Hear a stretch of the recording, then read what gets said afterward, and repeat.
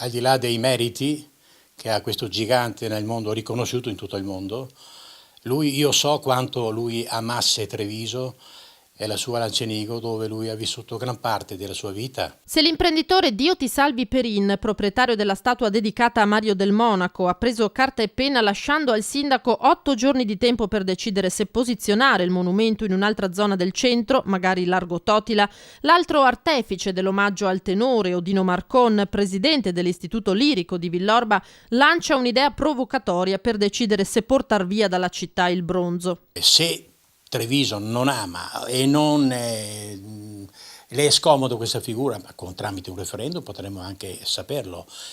Bene, altrimenti è meglio che Del Monaco se ne vada e che vada dove è amato e dove è riconosciuto artisticamente. Marcon non nasconde la sua profonda amarezza. Mai mi sarei aspettato, dopo un lungo percorso per ottenere questi risultati, teatro comunale e statua, che è stata realizzata contemporaneamente praticamente, di avere questa sorpresa.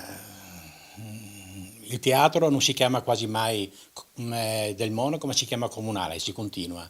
La statua naturalmente è stata derisa, dunque si doveva con un certo stile risolvere in un altro modo questo problema, se lo sentono, lo vedono un problema. Treviso, conclude, sta facendo una pessima figura a livello nazionale e internazionale. Purtroppo questi signori devono usare il bisturi, non il martello scalpello.